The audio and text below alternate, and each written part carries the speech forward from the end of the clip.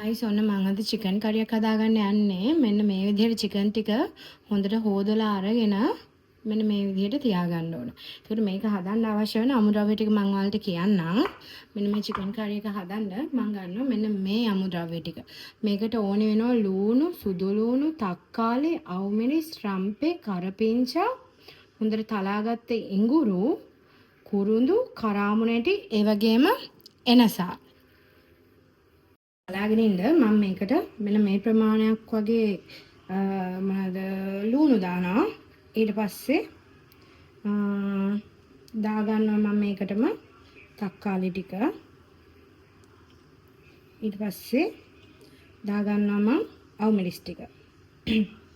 ඊටු ටික මම මේ තෙලට බැදෙන්න දාන්නේ. මම ඔයාලට පෙන්නන්නම් ඒ ඊටු ටික කරද්දී. මෙන්න මේ විදිහට මේ ටික ඔක්කොම මේකට දාගන්න ඕනේ. ගයිස් දැන් මම මේ චිකන් කරි එක හදාගන්න හදන්නේ. මෙන්න මේ විදිහට අපි හට්ටියක් ලිපේ තියාගන්න ඕන. මේකේ පොඩ්ඩක් වතුර ටික හින්දෙනකල් චුට්ටක් රත් වෙනකල් අපි ඔක තියාගමු. ගයිස් දැන් හට්ටියේ වතුර ටික හින්දිලා තියෙන්නේ. දැන් අපි මේකට ඇඩ් කරගන්න ඕන ඔයිල්. මම මෙන්න මේ වගේ ප්‍රමාණයක් ඔයිල් ඇඩ් කරගන්නවා. දැන් අපි ඔයිල් ටික ඔන්න ඔය විදිහට රත් වෙන්න දෙන්න ඕන. ඔයාලා කමෙන්ට් කරන්න මට ඔයාලත් හදන චිකන් කරි රෙසිපීස් තියෙනවා නම් සහ මගේ වැරදි අඩුපාඩු මොන හරි තියෙනවා නම් ඔයාලා මට කමෙන්ට් එකකින් ඒ ගැන කියන්න. මම හරි ආසයි ඔයාලා මට මගේ හදන කෑම වල වැරදි අඩුපාඩු කියනවා නම් මගේ මොනවාම හරි වැරදි තියෙනවා නම් සහ මේක ඇඩ් වෙන්න මොන හරි තියෙනවා නම් ඔයාලා මට ඒක කමෙන්ට් එකකින් දන්වන්න. ඔන්න දැන් තෙල් ටික කරවීගෙන එන්නේ. තෙල් ටික කරවෙද්දී මම මෙන්න මේ විදිහට එකතු කරනවා කරපිංච ටික. ඊට පස්සේ රම්පේ ටික, කුරුඳු කොටු, ඉඟුරු හලාගත්ත මේක ටික. ඊට පස්සේ සුදු ලුණු, කරාඹුණටි. ඔන්න මොයි ටික එකතු වෙන්න කියලා. දැන් මේ ටික මම තැලේ බැදෙන්න දෙනවා. මේක මේ කර කුට්ටා වෙනකල් ඔයාලා කවුරුත් බැද ගන්න එපා. සාමාන්‍ය රන්වන් පාටක් වෙනකල් බැද ගන්න. මොකද මේක බැදීගෙන එද්දි මාර සුවඳක් එනවා. ඔයාලා අන්නේ සුවඳ එනකල් මේක බැද ගන්න.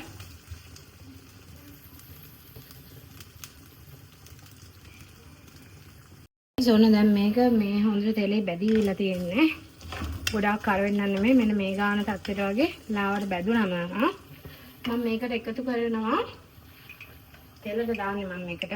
තෙලේ බැදෙන්න මිරිස් කුඩු හැන්දක්, කහ කුඩු ටිකක්, 3-5 ලුණු, ගම්මිරිස් කුඩු හැන්දි දෙකක් විතර දාගන්න. මොකද චුට්ටක් සැරට එන්න.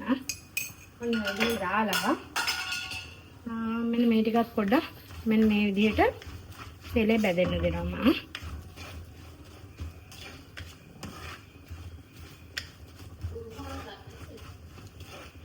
ඔන්න අපි අම්මම මතක් කරා මට උළුහාල් දාන්න කියලා. ඇත්ත තමයි. උළුහාල් දෙක තුනකුත් දාන්න ඕන. ඔන්න ඒකත් මම ඇඩ් කරා. ඉන්නම් කොයි විදිහට හදන ගමන් ඕෂ්. දැන් අපි මේකට මෙන්න මේ විදිහට චිකන් කරි එකත් එකතු කරගන්නවා චිකන් ටික. ඔකද ඊට පස්සේ අපි වතුර පොඩ්ඩක් දාගන්නවා මේ චිකන් එකට.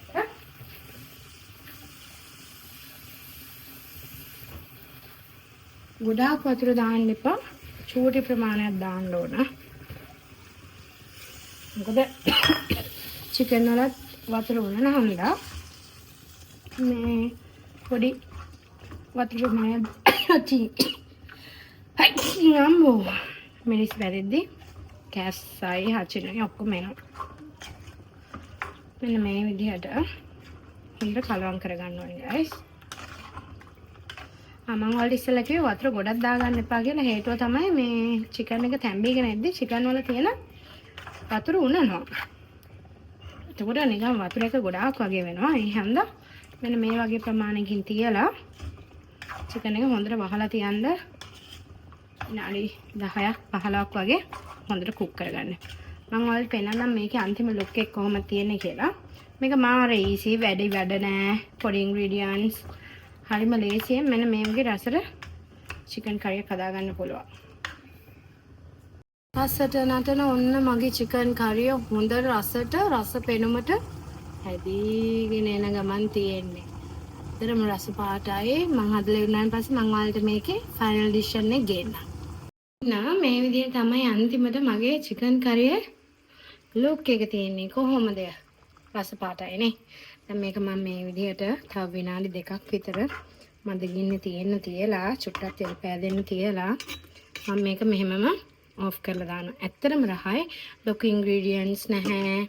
ලොකු අමාරු වැඩ නැහැ. ලේසියෙන් හදාගන්න පුළුවන් චිකන් කරියක්. ඔයාලත් හදලා බලලා මට කමෙන්ට් එකකින් හරි දක්වන්න.